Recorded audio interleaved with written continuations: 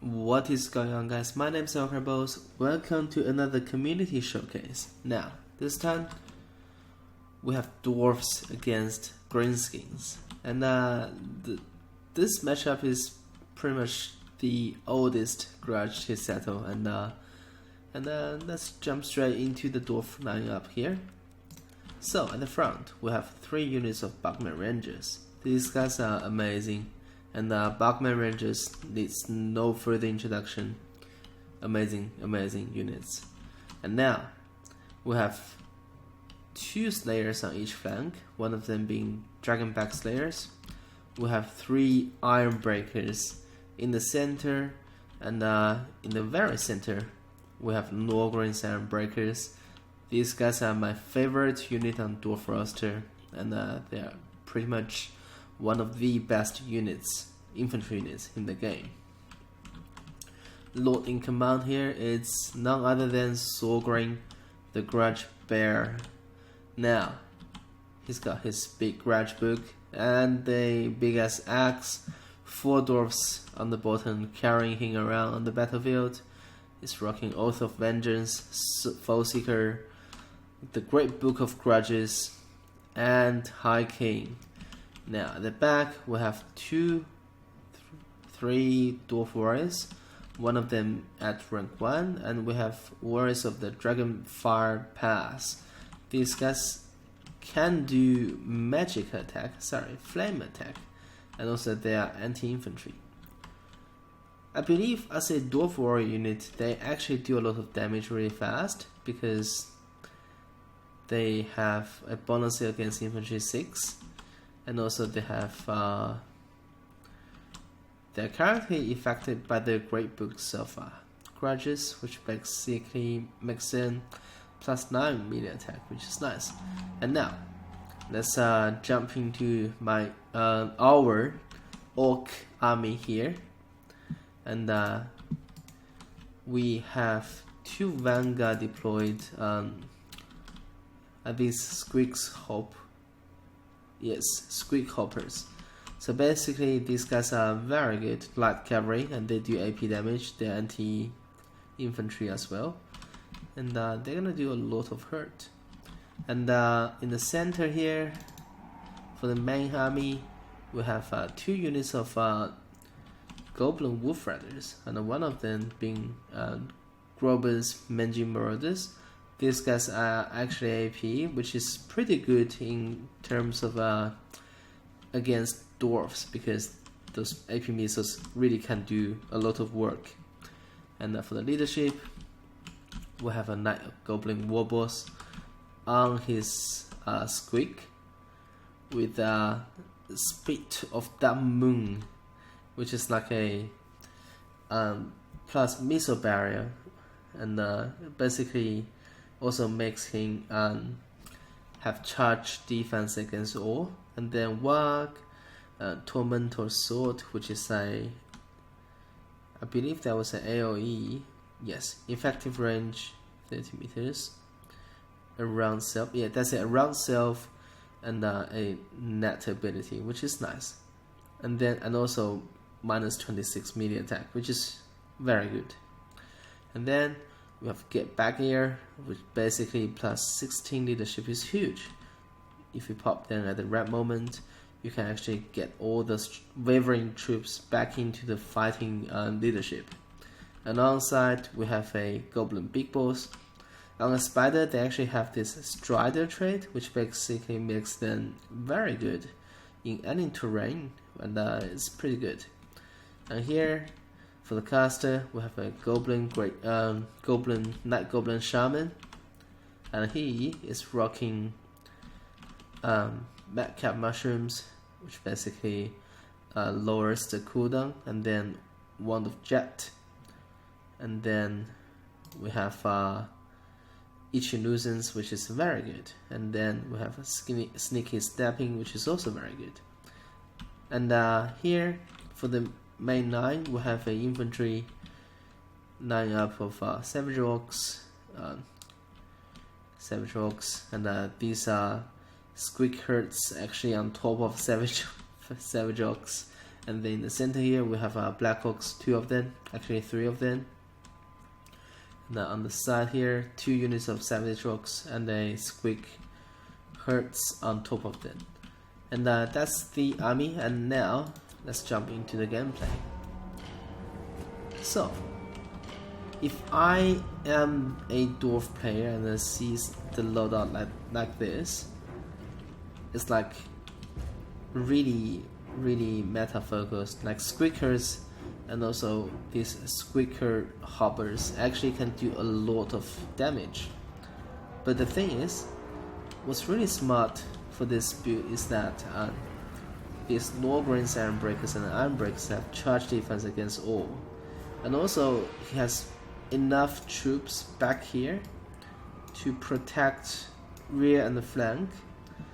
So basically there's like a dwarf box here, and also all these guys have charge defense against large, which means when these Squeakers coming in, they're not gonna do any charge bonus. Like there's not gonna be any so I wish to come in here. You see these guys just went rampage and they're about to just die. This is something I really hesitate when I'm picking units. You don't really want to pick some units just gonna go rampage straight away. And now they charge into Iron Breakers, which they're not gonna do any damage. Actually they did a little bit damage, but they're gonna just die horribly here.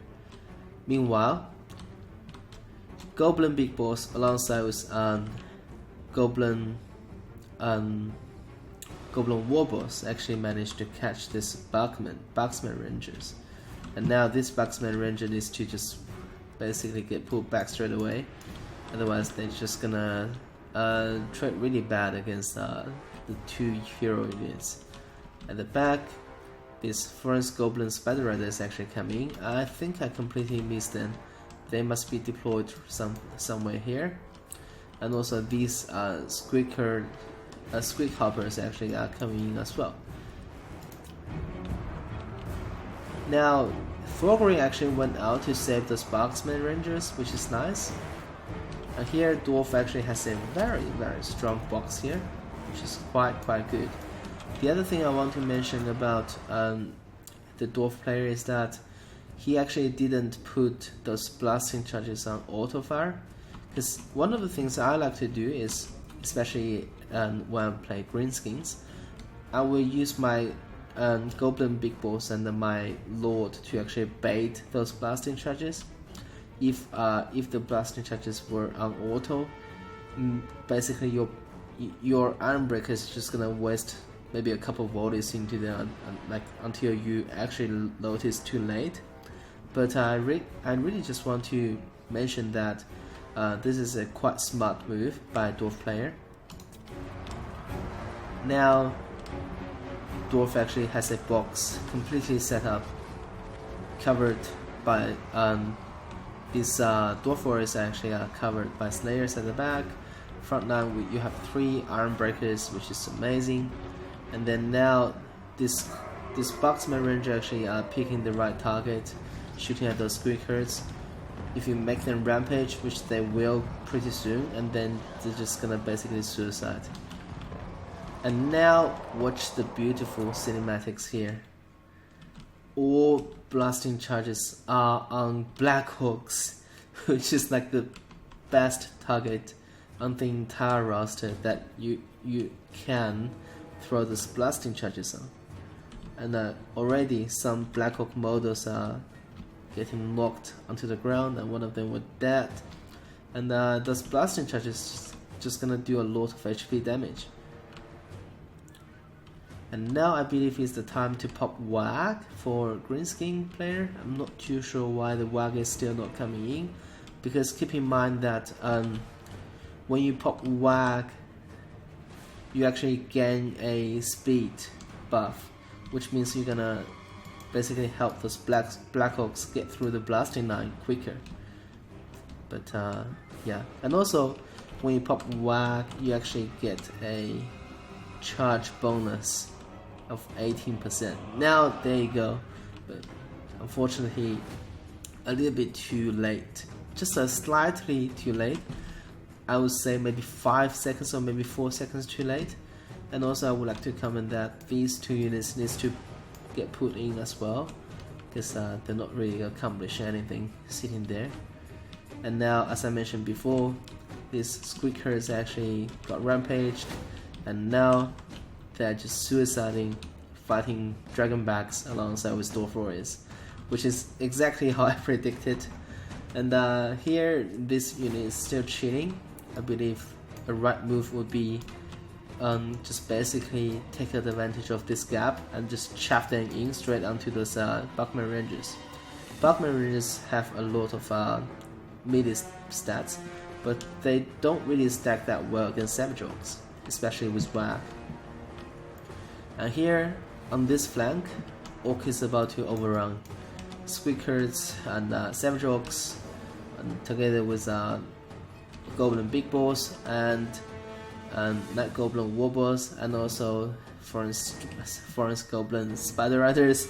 Oh my gosh, these names are so long, and they are just basically trying to overwhelm Dwarf left flank and basically just punch a hole here, and then basically looking for occupy all these Buckman Rangers in the center. I'm gonna put back to the normal speed, and also I still haven't seen. Oh, there you go. Speaking of the devil. Oh no, it's not casting. So I want to mention that the Ichi nuisance still not been popped. Like you did bring a Ichi nuisance, and you need to pop that to take advantage of it. And right now, you are not really taking any advantage. Like if you cast it on other side, frankly, ideally you just cast it here, which is gonna cover the majority of the Dwarf infantry.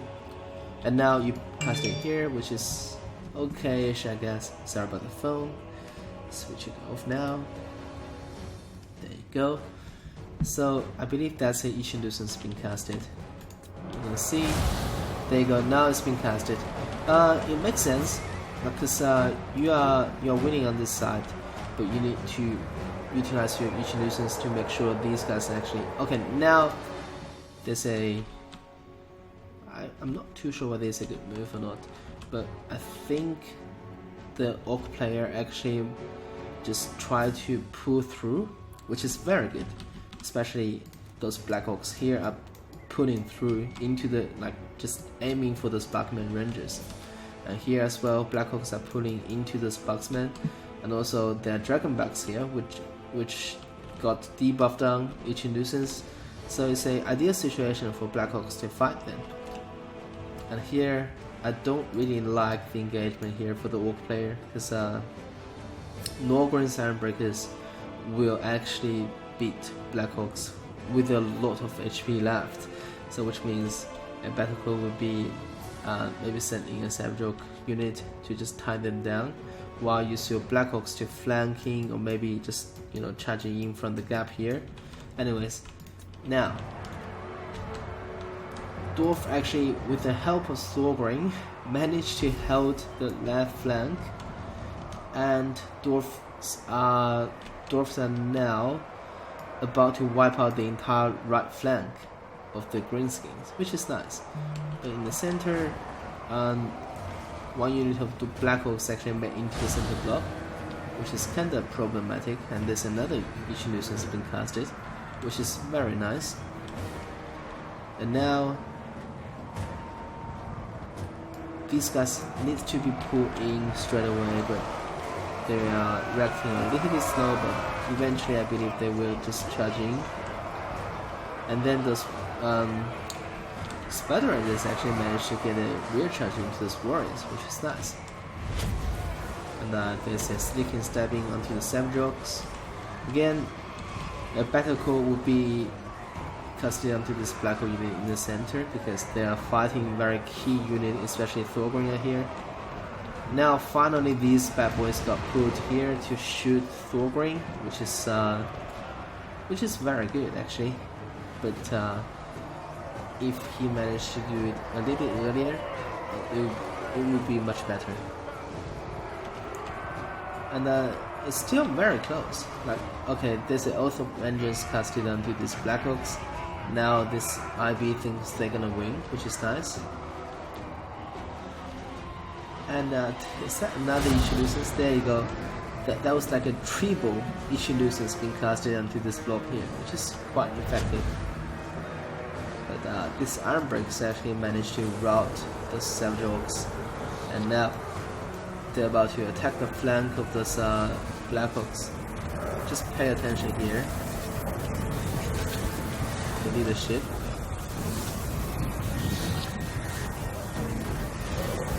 They're not being flanked. Okay, my bad. But with the help of Thorgrain, these Black Orcs just gonna basically decimate it. And now these guys are all still just get, but now it comes in. Okay, so as Thorgrain actually dipped down to below 50% health, every single dwarf on the battlefield now gains this hiking buff, which is plus 12% weapon damage, plus 8% charge bonus, plus 8 attack immune to psychology. And from this point, if you don't kill Thorgrain, every single one of these dwarfs are gonna just basically be like drinking steroids and just perform really well. But again, this is still a very close game, and it could be in anyone's pocket, to be honest. Right now, dwarfs are winning this engagement here. Dwarfs are about to lose the engagement here because we've got 3 Iron Breakers about to fight off this 1 unit of Black Orcs. And these Black Orcs actually have 0 melee defense because they have been casted on the Vengeance, Oath of Vengeance.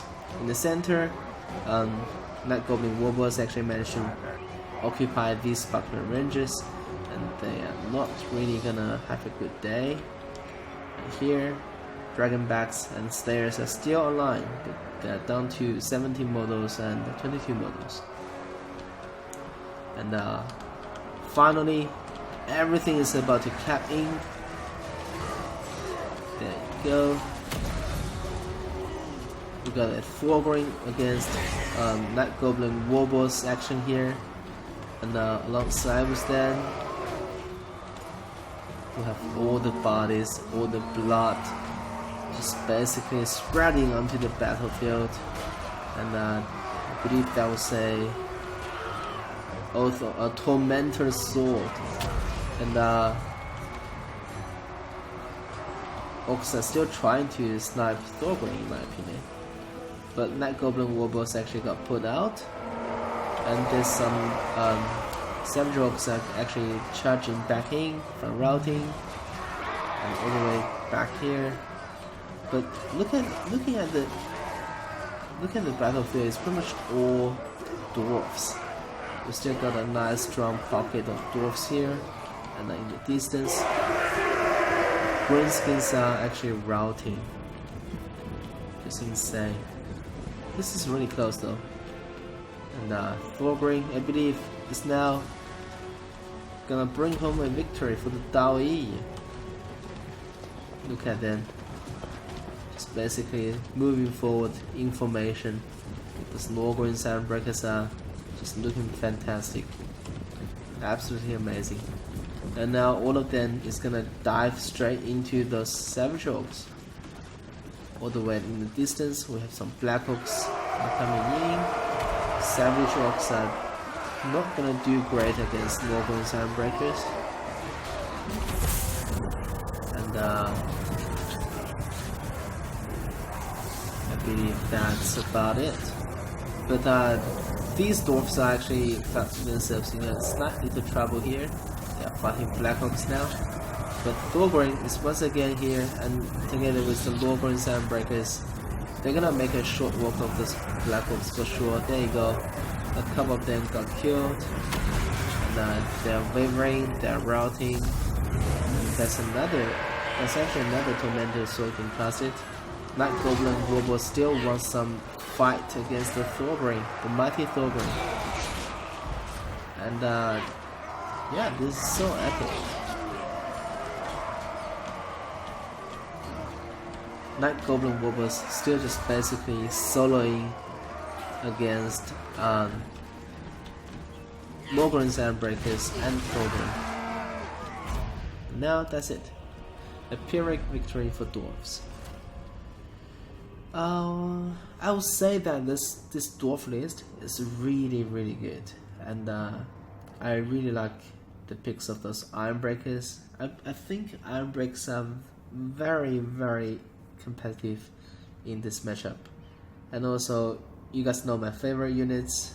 One of my favorite units are Bachman Rangers. These guys are really good, and they have charged defense against large as a range unit, which is incredible. Thorgrim, if you don't kill Thorgrim, then everybody is gonna get hiking buff, and you know, you either just leave Thorgrim alone, or maybe you just basically put everything onto him and get rid of him straight away. But either way, it's gonna be very tough. Here, looking at the Greenskins side, I would say that this is pretty old school, because when the Dwarf and Greenskin DLC got introduced way back in Game 1, the squeaks were actually a thing, and I can still remember one of the most cheesy ladder build for Greenskins against Dwarfs were basically a full 20 stacks of squeakers, and you just basically put them around, like just basically surround Dwarfs and then just bam pop while everything is just gonna die.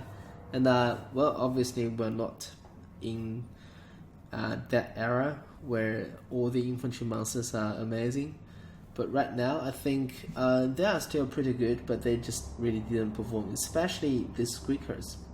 Like, this is the reason why I pretty much rarely pick any rampage mechanic units, because once they got rampage, they're gone. And I believe that's it. That's it for the video. I hope you guys enjoy this community showcase, and this is gonna be the last community showcase before the DLC. And by the time you guys watch this, the DLC will be dropped already, and I will definitely cover more in the future about the new Empire and Lizardman, Hunter and the Beast DLC for sure. And for now, Arkham Boss signing off.